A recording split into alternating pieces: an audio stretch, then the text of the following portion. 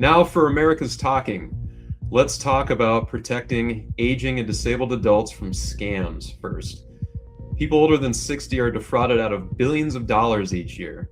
Someone calls claiming their grandchild has been arrested and needs money to get out of jail.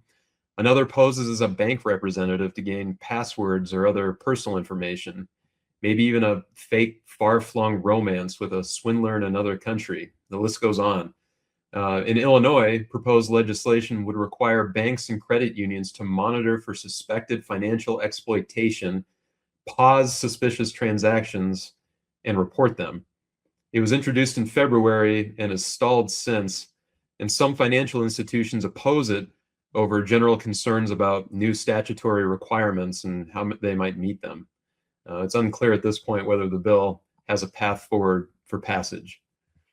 In Arizona, another citizen of Mexico has been sentenced to prison for a years-long smuggling operation that ferried people illegally from numerous countries into the United States.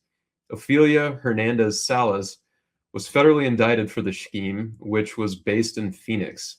She was sentenced to 11 years in prison this week. Prosecutors allege that she and her co-conspirators gave people ladders to climb over border fences or showed them where to crawl under. They directed swarms of people to cross at a time to overwhelm Border Patrol agents. But they also allegedly robbed people at knife or gunpoint of their personal effects, even though they had already charged thousands of dollars for the smuggling itself. One of her co-conspirators is set to be sentenced in June.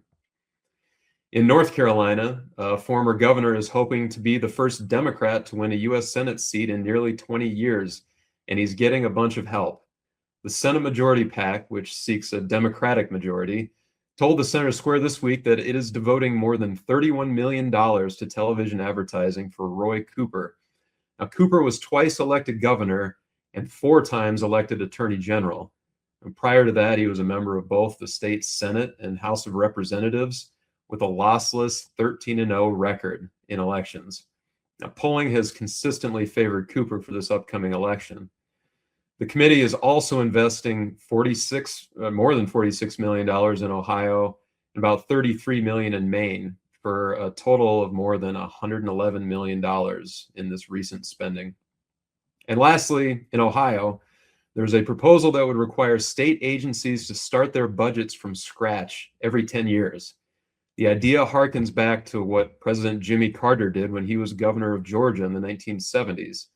Those who have studied the idea say it forces those agencies to fully reevaluate spending, rather than continuing with a mindset that budgets should just continually grow year after year.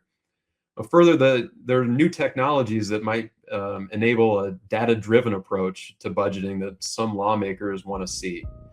We'll wait to see whether they turn the idea into law. All of these stories and more that affect you, the American taxpayer, can be found on our website at thecentersquare.com.